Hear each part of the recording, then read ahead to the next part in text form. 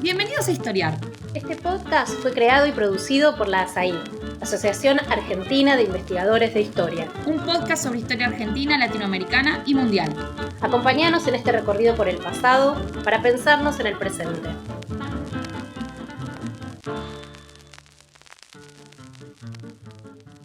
Bienvenidos al podcast de Historiar.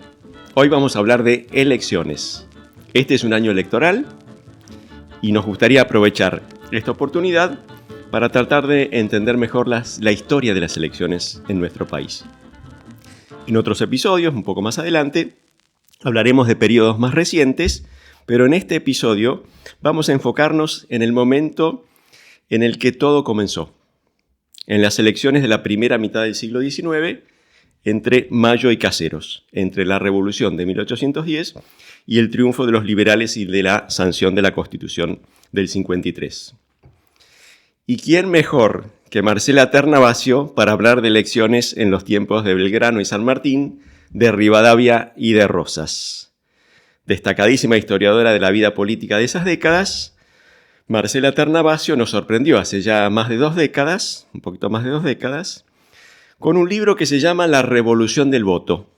La Revolución del Voto fue la primera investigación de largo aliento que trata de entender qué fueron y cómo fueron las elecciones en la primera mitad del siglo XIX.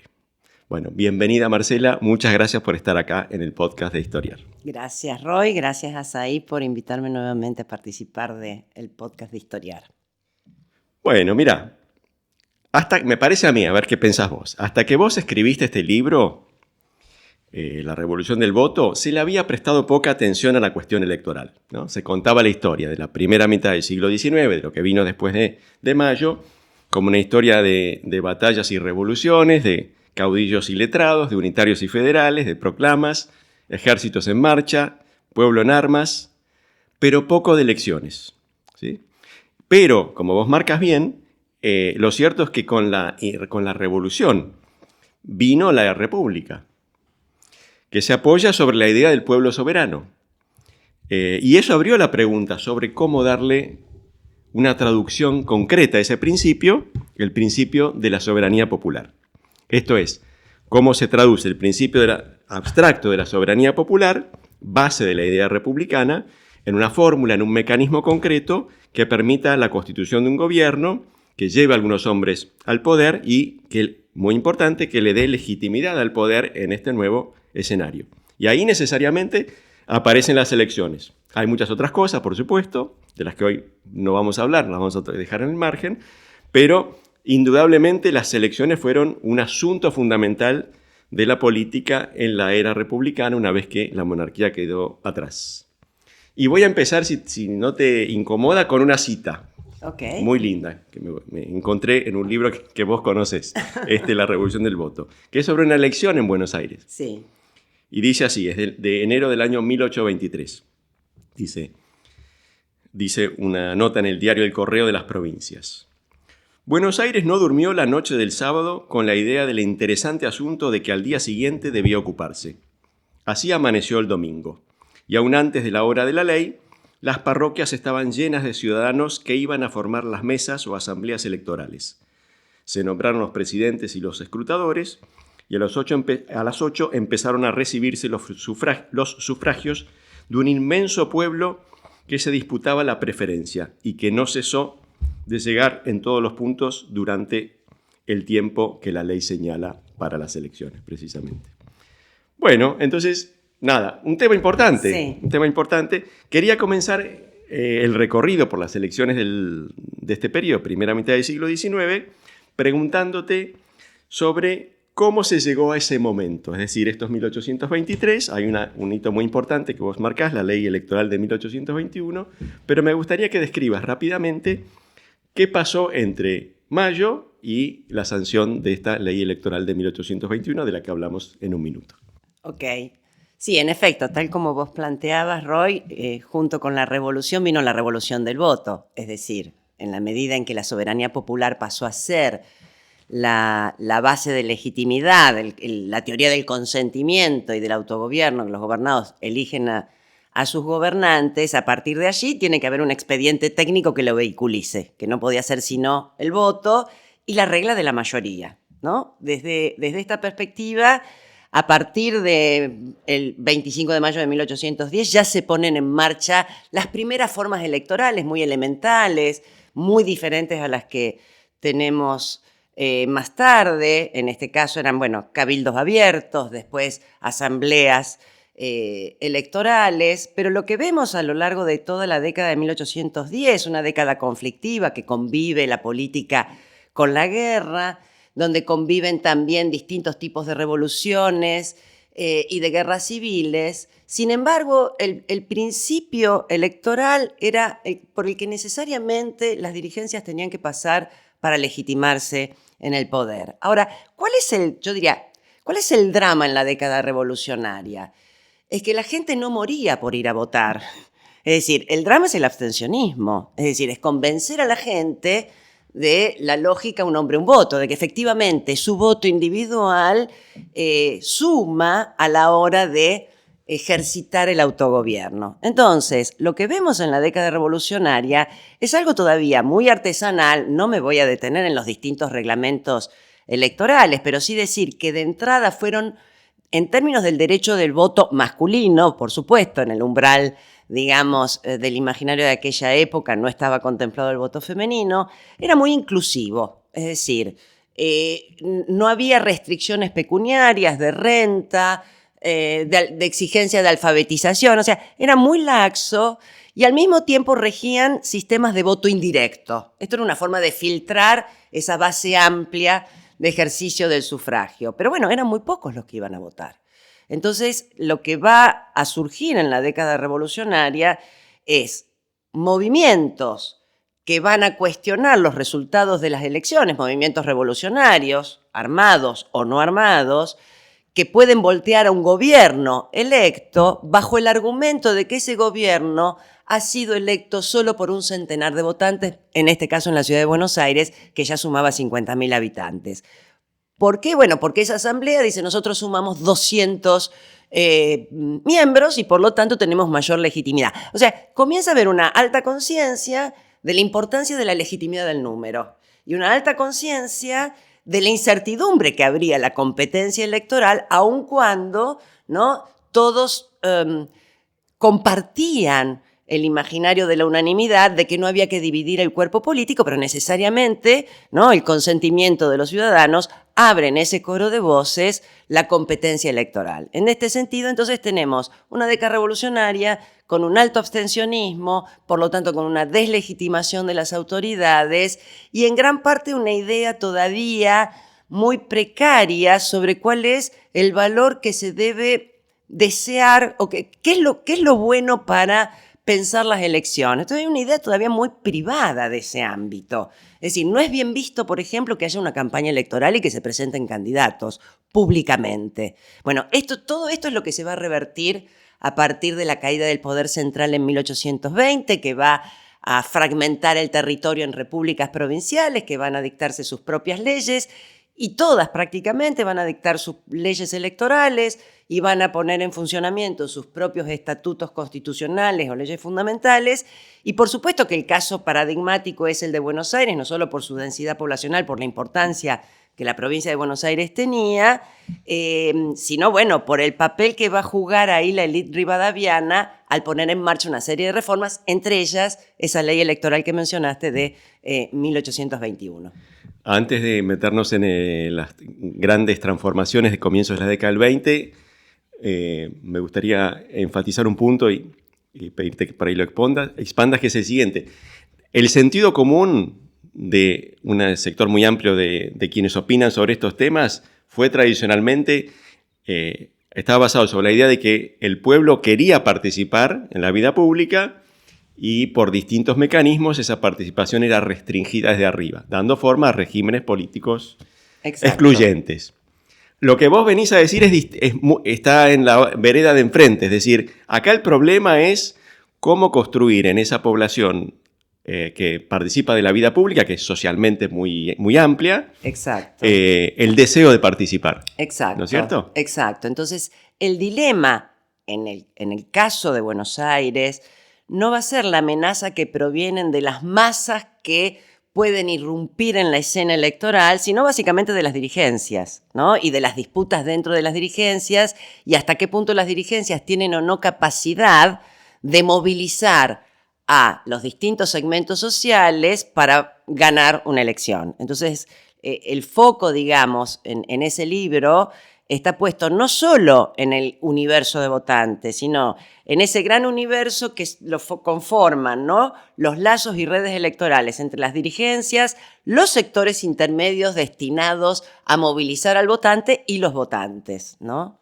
Claro, el sufragio hay que producirlo llevando a los votantes al atrio, como se decía entonces. Bueno, que ahí el atrio va a ser una imposición post-1821. El problema, entre las cosas artesanales que mencionaba de la década del 10, es que se votaba en la casa particular de los alcaldes de hermandad, de los alcaldes de barrio. Es decir, lo que el grupo rivadaviano viene a reconfigurar es la idea de hay que hacerlo todo público y por lo tanto no se puede votar en la casa particular de las autoridades locales, sino en el lugar más público posible, las parroquias en los templos.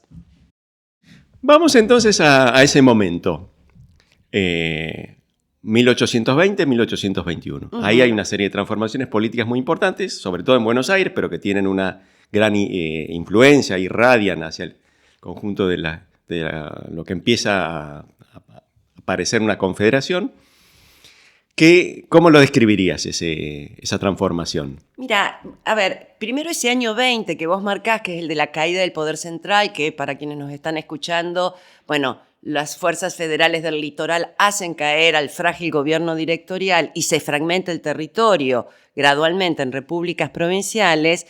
Ese año es conocido canónicamente en la historiografía para Buenos Aires como la anarquía del año 20. Y en efecto, digo, cualquiera que lee... Caótico. Exactamente, caótico. Es decir, se van sucediendo distintas autoridades, coexisten dos gobiernos distintos en la provincia de Buenos Aires, revueltas, luchas armadas. En ese contexto, por lo tanto, cuando se logra establecer a Martín Rodríguez como gobernador, digamos, y finalmente se empieza a pacificar la provincia a fines del año 20. Martín Rodríguez, primer gobernador de la provincia de Buenos Aires. Exacto. Que logra sostenerse, ¿no? Exacto. En ese marco, 3-4 meses después, arriban a Buenos Aires los que habían sido diplomáticos del gobierno directorial, dos personajes sobre todo, uno desde Río de Janeiro, Manuel García, y el otro desde Europa, Bernardino Rivadavia, que van a hacerse cargo del Ministerio de Hacienda, en el caso de García, y del Ministerio de Gobierno y Relaciones Exteriores, Rivadavia. Ambos venían, ¿no?, muy empapados de ese escenario internacional, ¿no? Desde la atalaya europea y tropical brasileña, han visto, digamos, los grandes debates sobre, bueno, las formas de pensar los nuevos vínculos entre sociedad y política,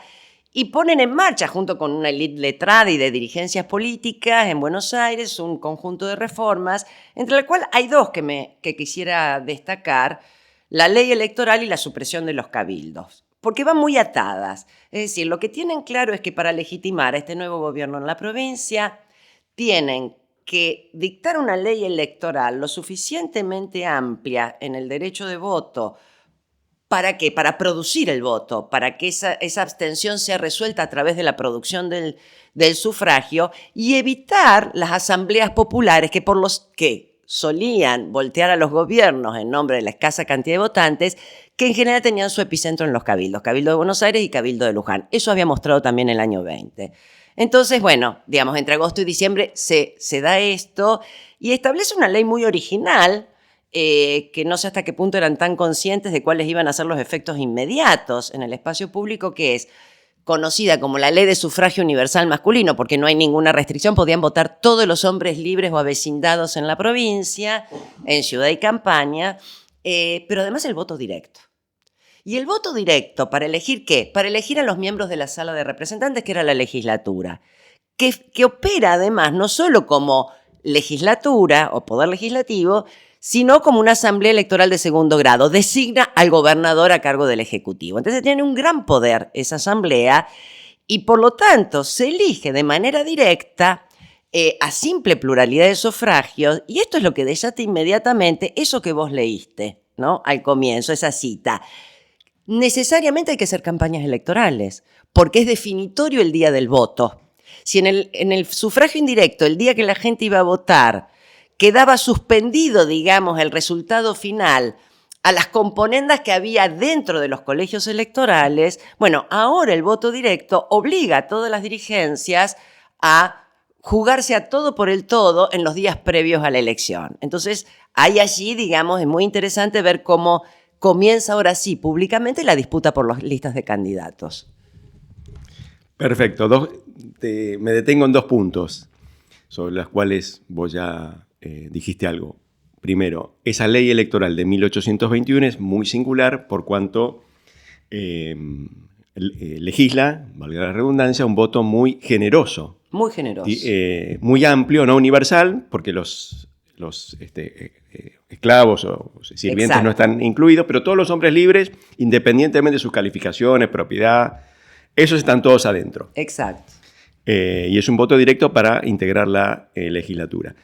¿Cuán singular es esta experiencia en un contexto más amplio? Exacto. Si uno ¿Qué te mira parece? los sistemas electorales europeos de la época, o el de Estados Unidos, o el del resto del mundo hispanoamericano, lo que no encontramos es la combinación de un voto amplio en la base con un voto directo. Donde el voto era más amplio, que no llega a ser universal como se lo mencionó, tan generoso como en nuestro caso, siempre había algún tipo de restricción, pero si la base electoral era muy amplia, estaba filtrada por algún sistema indirecto. Las constituciones napoleónicas son el caso clásico, son muy generosas en la base electoral, pero tenían sistemas de segundo, tercer, hasta cuarto grado, ¿no? Indirectos, una forma de filtrar la voluntad popular. Entonces, esa combinación es lo original en el Río de la Plata, porque, como ha demostrado Hilda Sábato, en efecto, el derecho de sufragio es muy amplio en general en casi toda Hispanoamérica, en gran parte porque ahí procede la noción de vecindad, que era una noción muy comunitaria, porque además para establecer un voto calificado hay que recordar que tenías que tener padrones serios para poder determinar si lo quieres calificar a partir de la renta, plantea problemas prácticos importantes.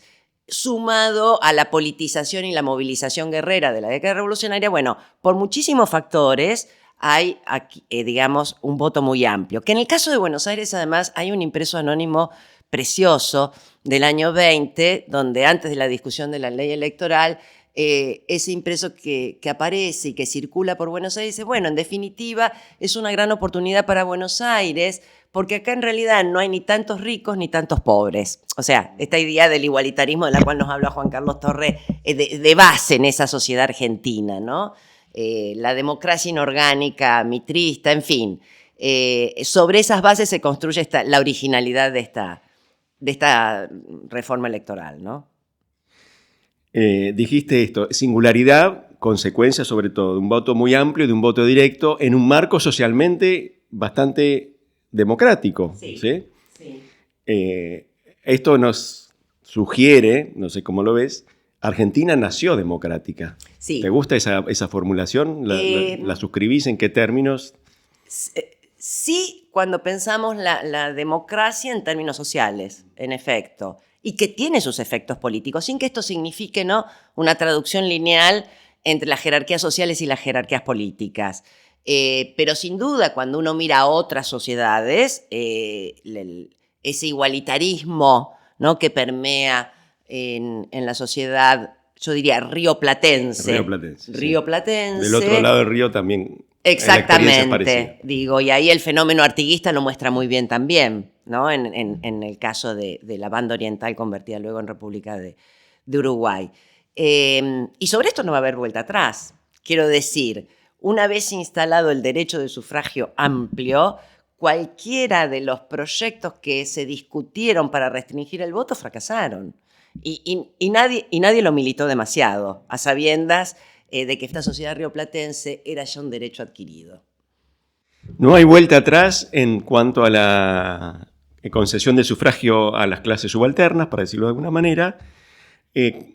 Contá un poco cómo son esas primeras elecciones, esas elecciones de los años que van desde 1821 hasta el 25, 26. Exacto. Ahí es interesante porque en efecto el grupo rivadaviano ve cumplir sus objetivos. La ley de sufragio y la abolición de los cabildos ha pacificado el espacio político. Después de ese año delirante que fue el año 20, las elecciones ordenan, se multiplica gracias al trabajo, al enorme trabajo que hace el gobierno para efectivamente producir el voto y que la gente vaya a votar. Y se pacifica ¿en qué sentido? En que las elecciones porque además era muy exigente el calendario electoral. Las elecciones eran anuales para renovar la mitad de la sala de representantes, lo cual generaba permanentemente, una correlación de fuerzas que podía ser diferentes en cada una de las elecciones. Sin embargo, lo que garantiza esa paz política y esa paz social es en gran parte que el espacio político queda dominado bajo el llamado Partido del Orden, que es esta élite rivadaviana, ¿no?, que se convierte en su principal dirigencia. Entonces, si bien comienzan a aparecer oposiciones, ¿no?, hasta tal punto que no se le da un nombre propio, dice partido de oposición, pero es el Partido Popular Urbano, que está liderado por Manuel Dorrego, Moreno, que de hecho en 1824 este Partido Popular Urbano gana las elecciones de renovación en la ciudad y de hecho no hay ningún problema con esto. El grupo rivadaviano acepta los resultados, algo que en la década revolucionaria hubiese resultado cuanto menos conflictivo, el aceptar los resultados, el aceptar haber sido vencido por primera vez en unas elecciones legítimas, habla, digamos, de que efectivamente ese sistema está funcionando y tramitando el conflicto a través de las elecciones. El problema empieza a surgir cuando desde Buenos Aires se convoca a un Congreso General para constituir la nación, la asignatura pendiente que no se había logrado con el fracaso del Congreso Constituyente y la Constitución de 1819, y allí empieza a darse el quiebre, ¿no?, entre las dirigencias dentro del Congreso, donde están representadas todas las provincias, en torno al debate acerca de la futura forma de gobierno. Por un lado, los federales y por otro lado, los unitarios centralistas. Este quiebre dentro del Congreso lleva incluso a que el grupo unitario, que está liderado por el grupo rivadaviano, que de hecho Rivadavia va a ser nombrado presidente de la República, aun cuando no hay una constitución sancionada, que la van a sancionar poco después y luego va a ser rechazada, la de 1826, pero en ese contexto, digamos, la polarización entre unitarios y federales se lleva a Buenos Aires porque se dicta una ley de capitalización de Buenos Aires junto a otra ley que divide al resto del territorio de la provincia en dos provincias diferentes. Esto, digamos, es muy conflictivo, tanto para los propios sectores de la provincia de Buenos Aires que habían apoyado al Partido Unitario, porque ven destrozada su provincia y la relación con el puerto, para los grupos económicamente dominantes, Rosas, Terreros, los digamos, empresarios rurales no les gustó nada, levantaron un petitorio en contra, y tampoco va a tener el apoyo de los federales de las provincias. Por lo cual, cuando fracasa el Congreso, cae el Congreso, este conflicto de polarización entre unitarios y federales se traslada a la provincia de Buenos Aires, que con el fracaso del Congreso vuelve a adquirir los límites de 1821. Se llama elecciones para conformar a la nueva sala de representantes, que nombre un nuevo gobernador, y esas elecciones por primera vez las gana no solo un partido de oposición, sino un partido con nombre propio, federal. Por lo tanto, los unitarios quedan fuera del control del gobierno. Esta sala federal nombra a Manuel Dorrego como gobernador y ahí empieza un trienio muy conflictivo del 27 al 29. Es decir, que vos dirías que desde la sanción de la ley electoral del 21 y por un quinquenio más o menos, el sistema que está poniéndose en marcha funciona relativamente bien, sobre todo porque hay cohesión de las élites, ¿no es cierto? Es decir, en la medida en que hay un proyecto que con sus más y sus menos, todos los integrantes de la élite política comparten, las elecciones le dan legitimidad a quienes gobiernan, pero una vez que llega el momento del test ácido de la división política, ahí empiezan los problemas. Exactamente. Y por primera vez, las facciones o partidos, como se llaman ellos, que eran absolutamente laxas, que por supuesto no los podemos pensar, sino más bien como, no solo como redes de dirigencias y sus adherentes, sino porque por primera vez, más allá de la laxitud de estos grupos, se comienza a construir una fuerte identidad partidaria. Entonces, desde la forma en que se vestían, los de frac y levita eran los unitarios que eran en una operación también tramposa, vinculados a los sectores más pudientes de la sociedad, y los de la chaqueta, los populares, los federales. Entonces, todo esto comienza a permear el espacio político, un espacio político que primero, a través de la guerra de la pluma, de la prensa, de los impresos, uno comienza a ver el cambio en el vocabulario político, ¿no? La guerra de plumas, lo que hoy llamamos la polarización política entre unitarios y federales, y luego lo que vamos a ver es cómo increyendo esa guerra de palabras deriva en una violencia política, ¿no? Y que el escenario de esa violencia política va a expresarse primero en las elecciones. Sí. Y ahí probablemente, por lo menos siguiendo tu relato, la elección más representativa de este nuevo momento es esa elección de mayo del 28, ¿no es cierto? Exacto, porque está precedida por 3 elecciones en este agitado calendario electoral que yo mencionaba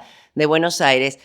Las elecciones de julio del 27 le dan el triunfo a los federales y Dorrego gobernador. Después va a haber elecciones complementarias 2 meses después, y 2 meses después, en noviembre del 27, elección para un representante a la asamblea que se reúne en Santa Fe para intentar superar el fracaso del Congreso Constituyente, que también va a terminar en un fracaso. Pero en esas 3 elecciones, lo que los unitarios advierten es que han quedado fuera de escena.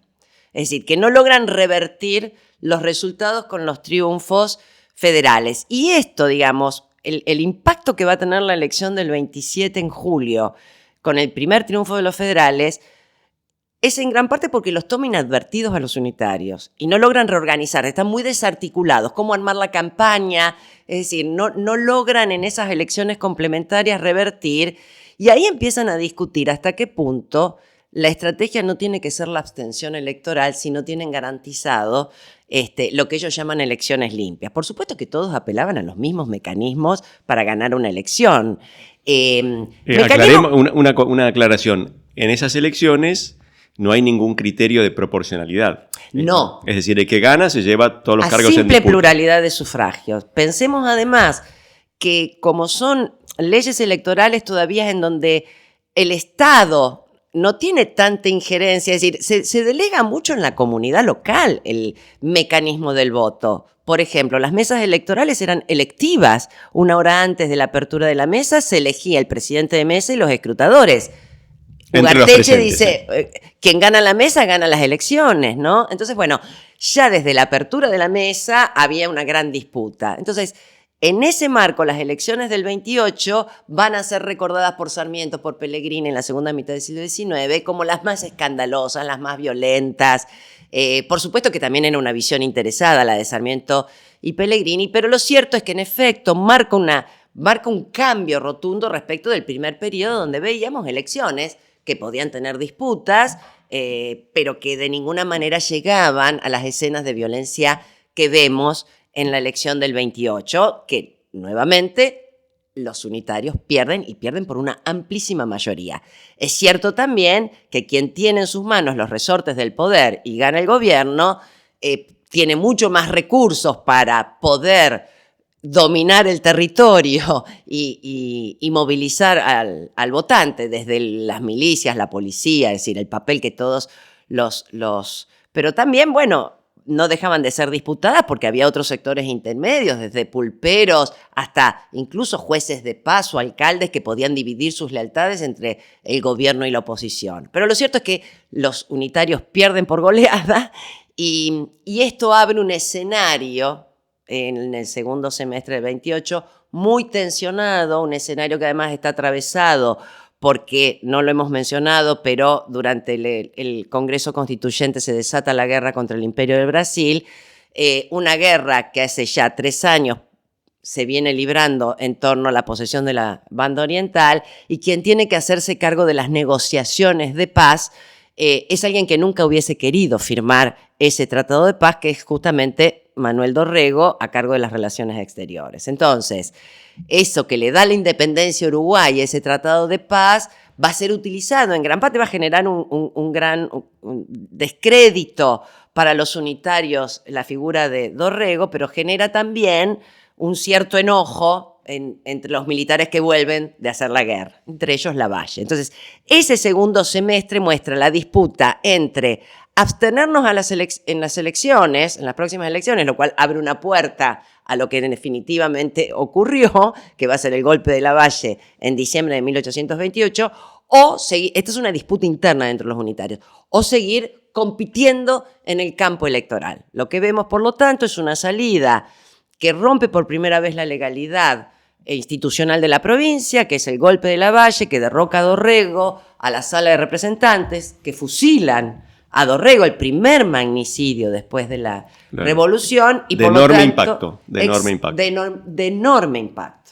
Y esto ocurre el 1 de diciembre de 1828. Ya que estamos en un momento analizando un momento donde las elecciones se han puesto intensas, calientes, contá un poquito más cómo es la mecánica electoral. ¿Qué es lo que sucede el día de las elecciones? Vos decías, se hacen, ahora sí se hacen en un espacio público, en el atrio. Exacto. Contá un poquito cómo es esa mecánica. Bueno, la mecánica comienza varios días antes. Cuando uno mira la prensa periódica, entre 1 mes y 20 días antes de cada elección se inician las campañas electorales, por esto que mencionaba, ¿no? El voto directo obliga a que efectivamente el calendario se adelante para garantizar que el día del voto los votantes que uno quiere que estén allí puedan emitir su sufragio. Pensemos que el sufragio es un voto cantado, por lo tanto, digamos, no existía el voto secreto, frente a la mesa escrutadora, que como les comentaba, es elegida 1 hora antes de la celebración de la elección, y ahí lo que se pone en marcha es toda una pirámide de redes. Por un lado, las dirigencias, que son los encargados de armar las listas de candidatos para la provincia, es decir, listas de 12 candidatos en la ciudad, después los partidos de campaña podían tener 1 hasta 3 candidatos, o sea que la lapicera la tiene la dirigencia para armar esas listas. Ahora, el problema era imponer, digamos, esas listas a los sufragantes, un mundo analfabeto, pensemos, por otro lado. No había oficialización ni ningún tipo de institucionalización previa de las listas de candidatos. Las listas se podían armar como quisieran.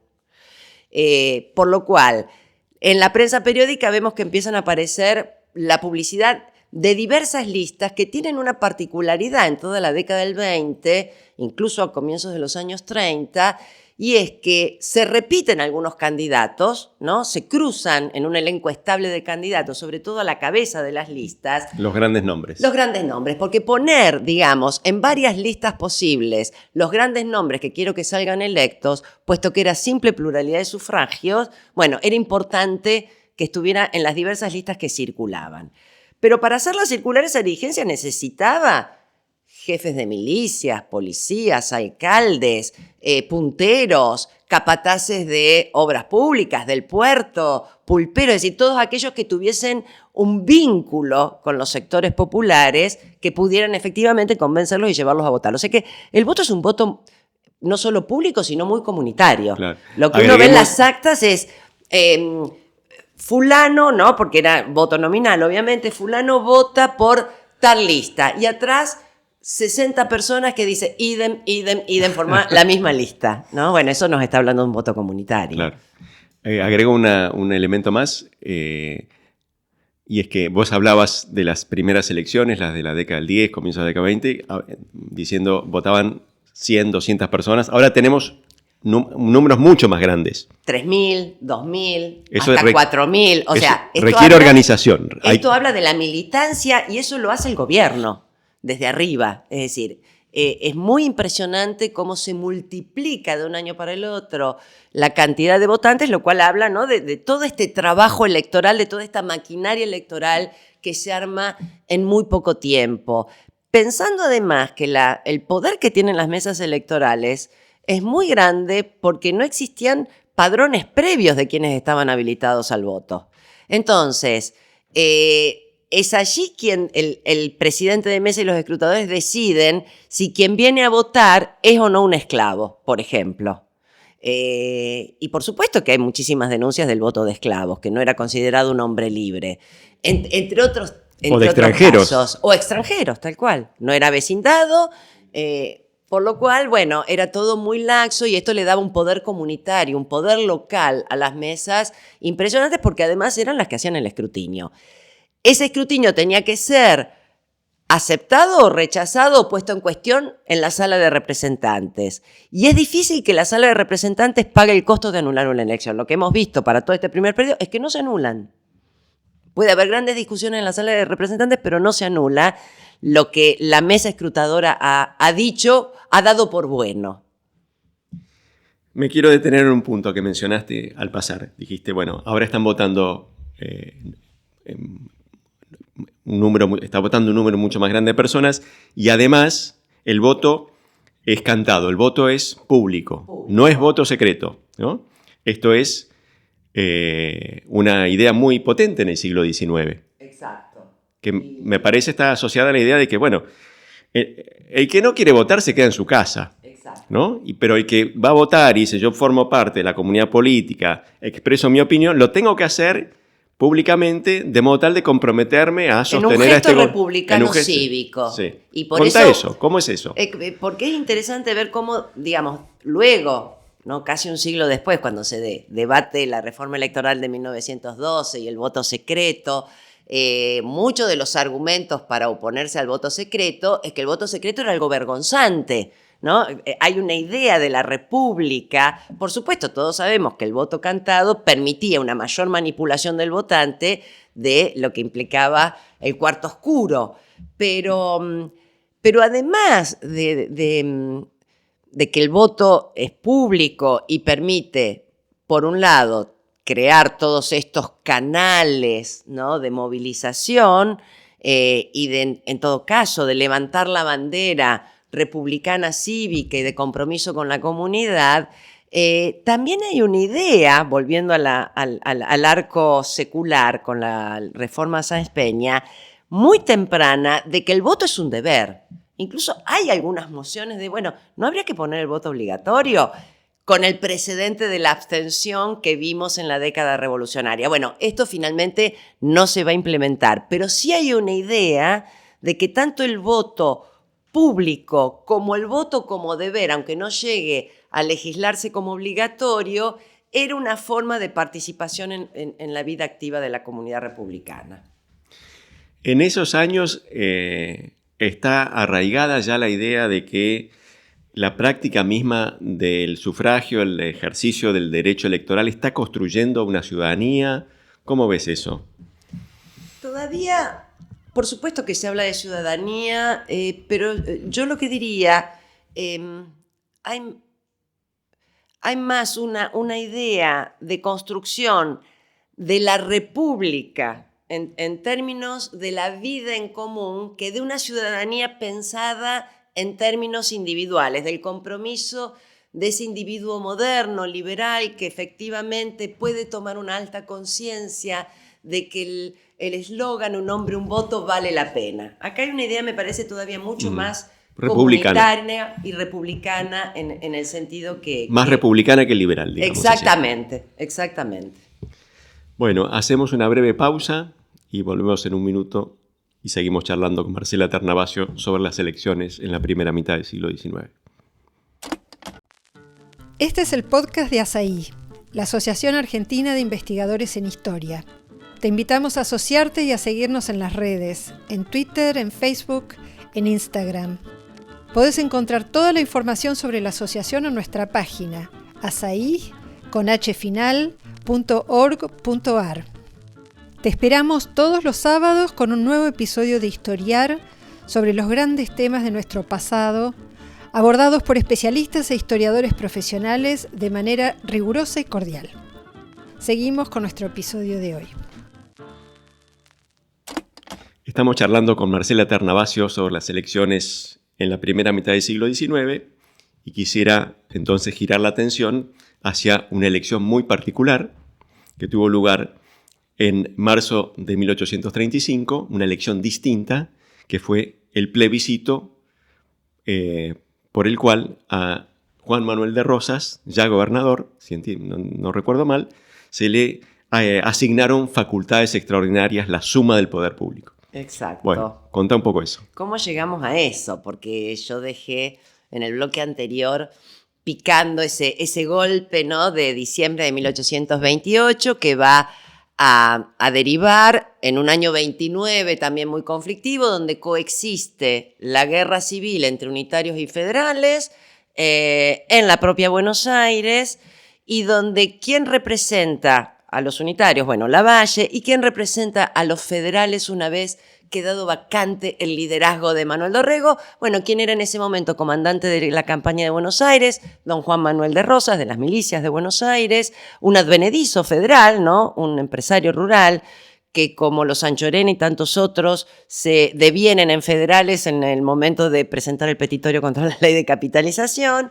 En ese contexto, Hasta entonces muy poco activo en la política.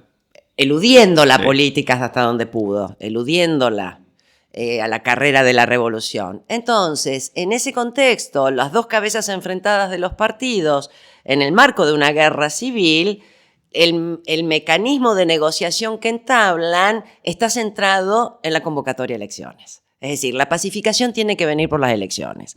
Y en esos dos pactos que se firman, Cañuelas primero y Barracas luego, en 1829, el que intenta digitar la llave maestra de ese acuerdo, que es don Juan Manuel de Rosas, sin experiencia en la política ni en el terreno electoral, está convencido que lo único que puede pacificar esto es negociar una lista única, mixta, entre unitarios y federales.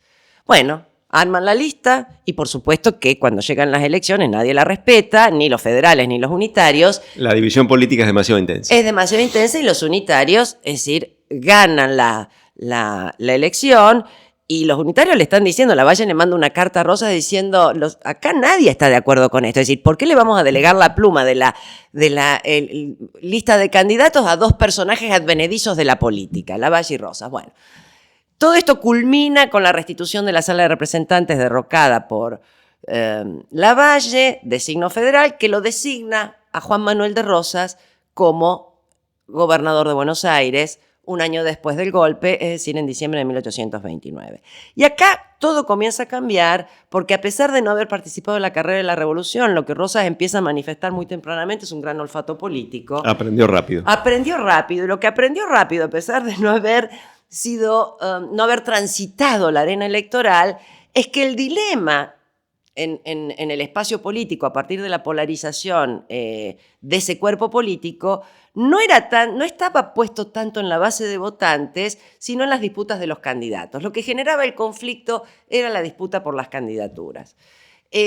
Por lo tanto, lo que va a intentar imponer desde su llegada al poder es, bueno, por un lado, darle mucha más potencia al Poder Ejecutivo, y para eso, ¿no?,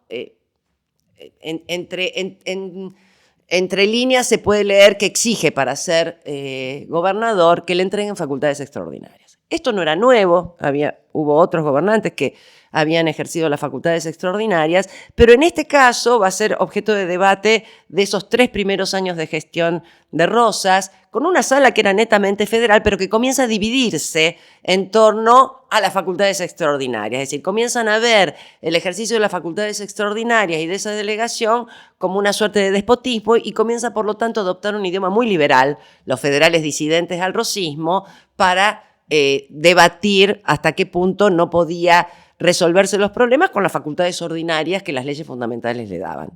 En ese contexto, por lo tanto, en 1832 no le renueva la sala, no logra la mayoría para que le renueven las facultades extraordinarias. Y no lo logra precisamente porque la llave está en la renovación electoral de esa sala, en la disputa por las candidaturas que continúa, por supuesto, pero ahora dentro del Partido Federal. Es decir, el conflicto, los unitarios quedan fuera de escena y el conflicto es dentro mismo del Partido Federal.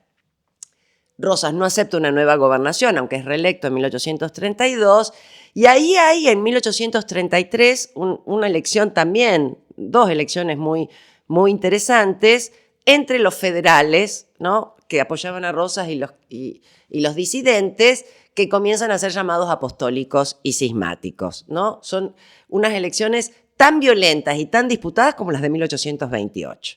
Bueno, todo esto concluye en que Rosas va a ser designado en 1834 gobernador, pero no acepta el cargo y va a haber unas sucesivas renuncias de los electos para ocupar el cargo, va a ser aclamado para ocupar el poder ejecutivo y no acepta porque lo que la sala no está dispuesta todavía a darle, a pesar de ser una sala netamente federal, son las facultades extraordinarias. Y en 1835 se produce un hecho imprevisto, la muerte, el asesinato de Facundo Quiroga en Barranca Yaco. Esto cambia dramáticamente la escena y por lo tanto va a ser aclamado y llamado Juan Manuel de Rosas por esa misma sala que no le había querido delegar meses atrás facultades extraordinarias y le entregan la suma del poder público. Pero Rosas, con su olfato político y consciente de que eso era un costo importante, ¿no?, porque había sido objeto de la división misma del Partido Federal, y no dispuesto a pagar ese costo, encuentra lo que yo llamo, digamos, el mecanismo para salir del laberinto por arriba, y es llamar a un plebiscito al pueblo de Buenos Aires para que sea directamente el pueblo el que defina por sí o por no si tiene que asumir la suma del poder público. Es la primera vez que hay un plebiscito, ¿no es cierto? Sí, lo que había habido esporádicamente, a veces alguna consulta en 1816, hay una consulta en Buenos Aires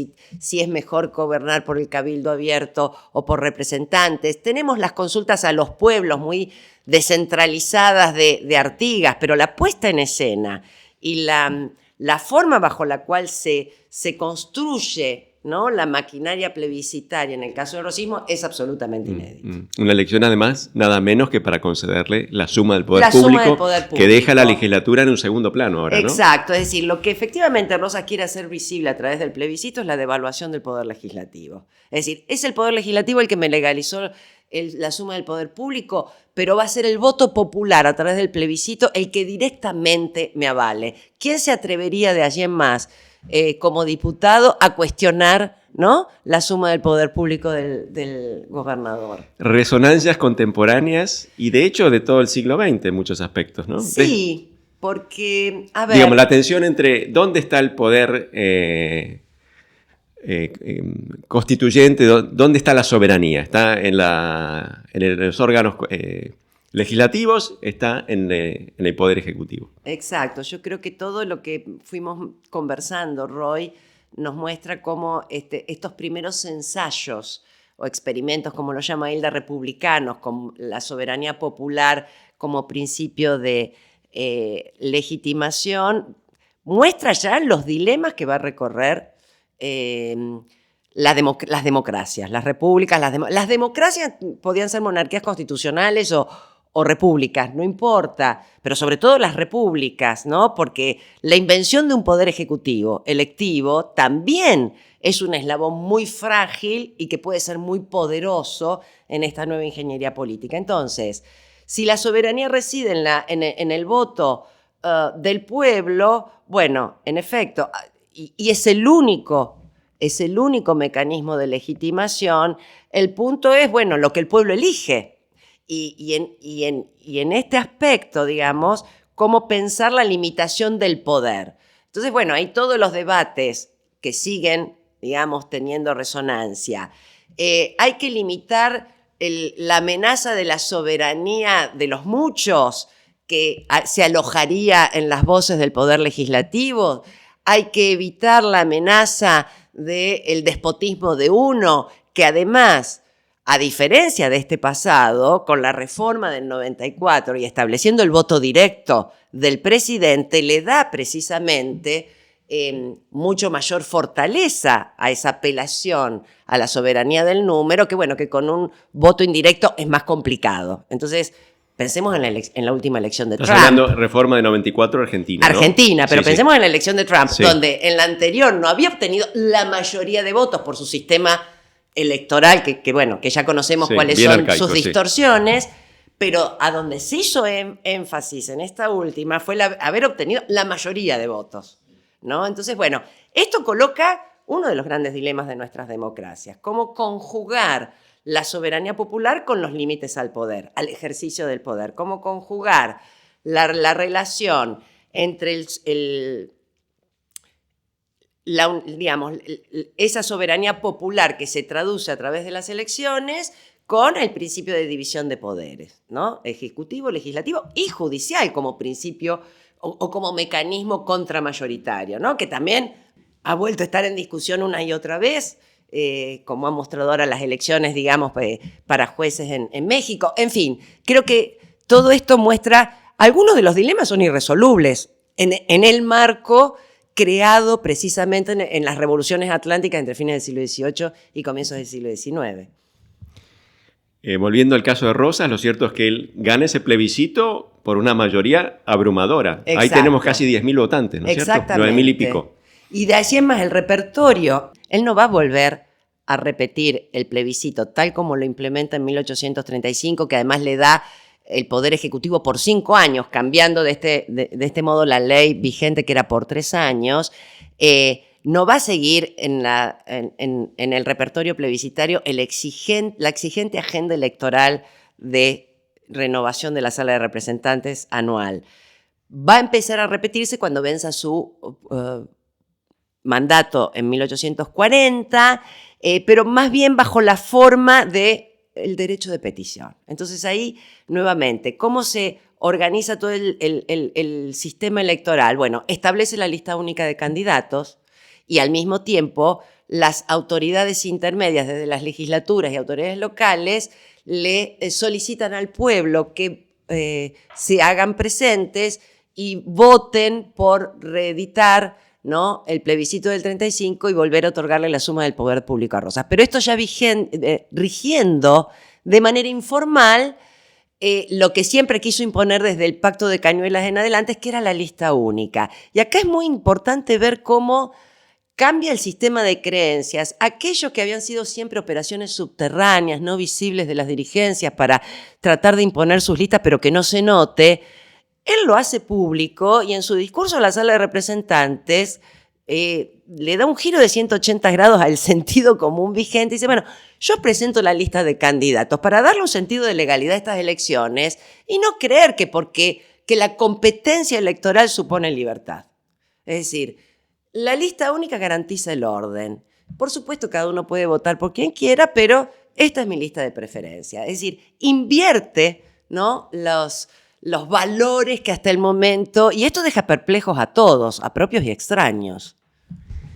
Entonces, Rosas produce esta innovación y en el fondo de esta innovación está la idea de que, la disputa política entre las élites es el gran problema. Ese es el gran problema. Y por lo tanto hay que colocar al opositor en el campo del enemigo. Sí. Y esto lo supo hacer muy bien. Sacarlo del juego. Sacarlo del juego, por supuesto van todos al destierro, otros se llaman a un prudente silencio, otros comienzan a filtrarse dentro de las filas de los federales, pero básicamente son todos estos exilios en las provincias flotantes de los unitarios y federales disidentes o de la generación del 37 en los países vecinos, ¿no? Básicamente Uruguay, pero también Brasil, Bolivia, Chile. Pero lo que es acá importante es que para imponer no solo la lista única, sino al unitario en el campo del enemigo y construir la sagrada causa federal, ¿no?, donde el idioma religioso ocupa un papel muy importante, y ahí Rosas tiene una gran agencia en reconfigurar el idioma político y darle una sacralidad, la Santa Federación, cismáticos y apostólicos, los impíos unitarios, los judas traidores dentro del federalismo. Entonces, esto lo hace teniendo una gran agencia el propio Rosas, ¿no?, volviendo al olfato. Y en esa gran agencia crea una maquinaria de propaganda política inédita, muy moderna, con los instrumentos disponibles del siglo XIX, digamos. lo que eran lo que hoy podemos decir, bueno, muy horizontal. Las redes sociales de hoy operaban en aquella época a través de la multiplicación de los retratos de Rosas en formatos muy populares, de las cintillas punzó, del eslogan repetido una y otra vez, viva la Santa Federación, mueran los salvajes unitarios. Es decir, es muy interesante ver cómo ese sistema de creencias puede reconfigurarse porque hay un movimiento de arriba hacia abajo que lo hace posible también, más allá de que capitaliza de manera muy eficaz la capacidad de movilización de la causa federal que lo precede a Rosas, por cierto, y que nace con la revolución misma. Sí. Rosas es, desde tu punto de vista, un gran innovador, un gran renovador de la manera de pensar la política. Por supuesto están todas esas dimensiones que ya conocemos, la violencia contra los opositores, la expulsión fuera de la provincia, el terrorismo. Exacto. Pero también el uso de la religión, la politización de nuevos espacios que hasta ese momento habían permanecido fuera de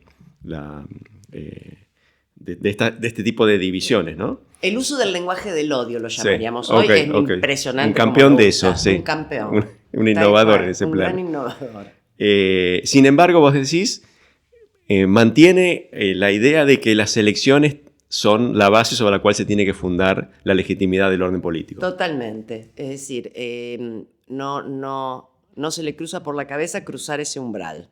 No se le cruza por la cabeza abolir la sala de representantes, ni convertirse en un rey advenedizo, y en gran parte porque logra construir de manera muy eficaz, con una faccionalización muy violenta, un sistema identitario y de adhesión popular impresionante. Más allá de que efectivamente la oposición está en el exilio, para esos mismos opositores y por esta misma razón, Rosas y el rosismo va a ser siempre un enigma. ¿Cómo explicar esos niveles de adhesión de este señor que no ha reunido ninguna de las credenciales de la carrera política, que no ha puesto el cuerpo en ninguna batalla, que no ha sido un héroe de la independencia, ni conoce el arte de gobernar, ni domina la retórica? Bueno, ese es el enigma para Sarmiento, para Alberdi y para tantos otros, ¿no? Sí, figura bien singular. Que vos decís, nunca cruza la frontera del horizonte republicano. No, y además todo su discurso, como ha demostrado muy bien Jorge Mayas al analizar el discurso público rosista, es erigirse en el gran republicano, en el Cincinnato. O sea, el salvador de la República. El salvador de la República. Última pregunta de mi parte. ¿Qué pensás vos? Dos últimas preguntas. Una, decía algo sobre qué te parece que fue la experiencia del voto para esas mayorías que ahora fueron convocadas a participar de la vida pública. Un tema difícil, sí. Captar, bueno, ¿qué le pasó a esos que hasta 1810 vivían al margen de la vida pública, en un orden que estaba establecido por mandato divino, la monarquía ahí arriba, eso es intocable? Ahora son convocados a votar, a opinar. A opinar. Bueno, ahí está. Me gustó la introducción de la opinión pública, porque yo creo que en realidad, en los primeros momentos, la abstención electoral no solo depende de que no hay dirigencias capaces de crear ese espacio o esa maquinaria electoral, sino que se percibe que la gran revolución es poder opinar libremente. El voto todavía, es decir, hay que trabajar la idea de que el voto forma parte de uno de los mecanismos de participación en la vida pública.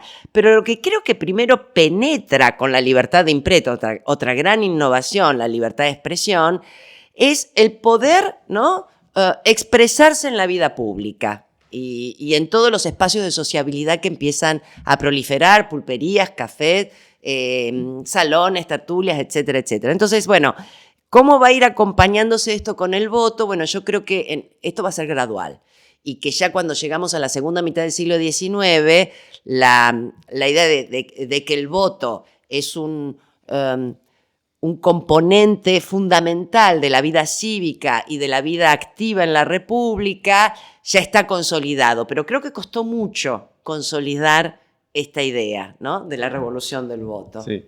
En esta línea, mi última pregunta. Yo decía al comienzo, primeras décadas del siglo XIX, después de 1810, ahí empezó todo. ¿Qué empezó y qué cambió? Esto es, viéndolo desde nuestro tiempo, Sí. ¿cuáles son las novedades y cuáles son las continuidades entre aquel mundo de las elecciones y el de nuestro tiempo? ¿Qué dos o tres cosas importantes marcarías?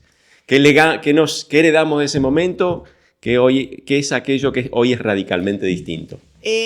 Por un lado, el principio de incertidumbre, lo que aquellos hombres descubren y lo que nos cuesta tanto soportar a diferencia del antiguo régimen, es que, bueno, la soberanía popular implica necesariamente un principio de incertidumbre. Sí. Nunca sabemos qué va a salir. Exacto. Lo que veo también es cuánto costó asumir que esa incertidumbre devenía de algo obvio, que era la competencia política. Y la competencia política va a tratar precisamente de ser pensada, metabolizada por las distintas y sucesivas generaciones, dándole distintas respuestas, primero, en el siglo XIX, bajo el horizonte de que lo bueno y deseable era el unanimismo. Bueno, eso era obvio, que ese unanimismo, en tanto y en cuanto el consentimiento es lo que, digamos, en lo que se basa la legitimidad, bueno, necesariamente traía competencia. Y ahí viene, me parece, un punto central, que lo puedo decir muy rápidamente, pero lo que el siglo XIX nos muestra es la dificultad, no solo en Argentina, de aceptar, ¿no?, la competencia como algo bueno y deseable, el pluralismo, ¿no? Entonces tenemos distintos mecanismos para aniquilar esa competencia. La del rosismo fue la más grotesca y extrema, después era el fraude, digamos, o la manipulación del voto, pero en cualquier caso hay una escasa, digamos, tolerancia al disenso, y lo que vemos en el siglo XX, si vos me preguntás como continuidad, es la dificultad por aceptar, en efecto, que el pluralismo democrático es bueno y deseable.